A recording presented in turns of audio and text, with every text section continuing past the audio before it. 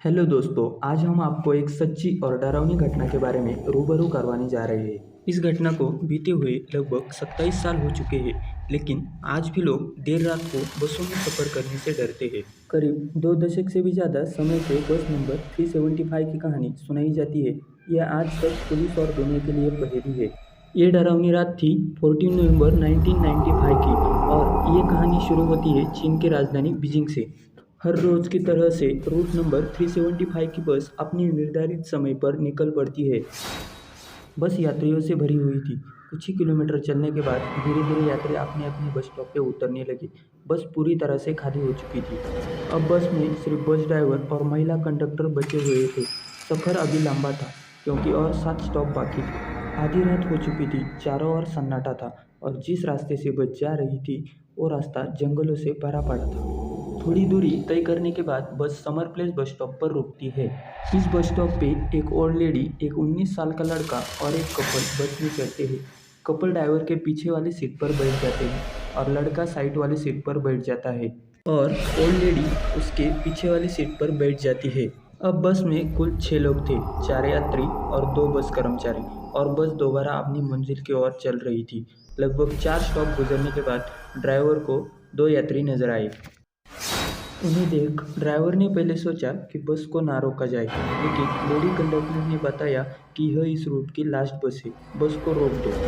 बस रोकते ही दोनों बस के पीछे वाले दरवाजे से अंदर दाखिल होते हैं और बस की लास्ट वाली सीट पर जाकर बैठ जाते हैं। यात्री और बस कर्मचारी ने पीछे मुड़कर देखा तो उनके होश उड़ गए थे, क्योंकि बस में 2 नहीं 3 लोग थे। उनमें से 2 लोगों के चेहरे बिल्कुल सफ़ेद थे और तीसरे व्यक्ति को उन्होंने अपने कंधे के सहारे पकड़ा हुआ था। तीसरे व्यक्ति का सिर नीचे झुका हुआ था और बाल बिखरे हुए थे। उन 3 व्यक्तियों ने प्राचीन कालीन चीन के कपड़े पहने हुए थे। उन्हें देख लोग डर चुके थे, तो महिला कंडक्टर ने उन्हें समझाने की कोशिश की कि ये लोग कोई नाटक कंपनी से होंगे। अब बस में कुल 9 यात्री थे और बस में उपस्थित ओल्ड लेडी बार बार पीछे मुड़कर देख रही थी। अगले स्टॉप पर यंग कपल उतर जाता है। बस फिर से चल पड़ती है। अब बस में 7 लोग बचे हुए थे। सब लोग अपने अपने काम में व्यस्त थे।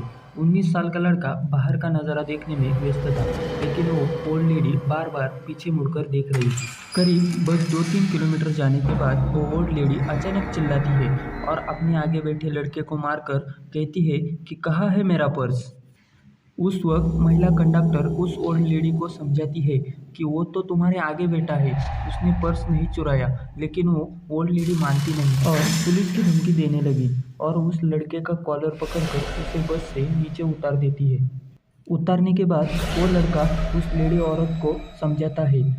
तब वो लेडी औरत उसे बताती है कि मैंने तुम्हारी जान बचाई है, और उसे बस में घड़ी हुई घटना बताती है कि तुम सब जब व्यस्त थे तब मैं उन्हें बार बार पीछे देख रही थी। तब मैंने देखा कि उन लोगों के पैर नहीं थे। ये देखकर मैं समझ चुकी थी कि वो इंसान नहीं है और मुझे उन्हें नीचे उतारना था। लड़का उनसे कहता है कि ये बात ड्राइवर और कंडक्टर को क्यों नहीं बताई।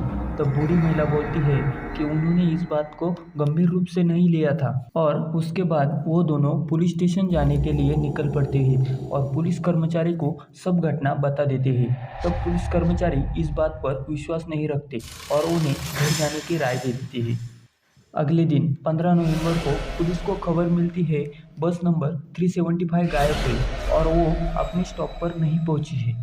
पुलिस उस ओल्ड लेडी और उस लड़के को बुला लेता है और उनकी बात को रिकॉर्ड करता है।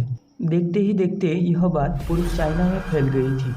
बहुत सी छानबीन के बाद कुछ पता नहीं चला, यहाँ तक कि उस रास्ते से जाने वाले सारे सीसीटीवी कैमरे चेक करने के बाद कुछ जानकारी नहीं मिली। 16 नवंबर को पुलिस को खबर मिलती है कि कोई बस नदी में गिरी है। बाहर निकालने के बाद पता चला कि वो बस 375 नंबर की थी। बस करीब 100 किलोमीटर दूर मिली हुई थी। उस नदी में 5 लाशें मिली, उसमें एक ड्राइवर और एक कंडक्टर की थी। चौंका देने वाली यह बात है कि बाकी की 3 लाशें बहुत सड़ी हुई थी। छानबीन के बाद पता चला कि बस में इतना फ्यूल ही नहीं था कि वो 100 किलोमीटर जा सके, और फ्यूल टैंक को खोलने के बाद उसमें खून मिला।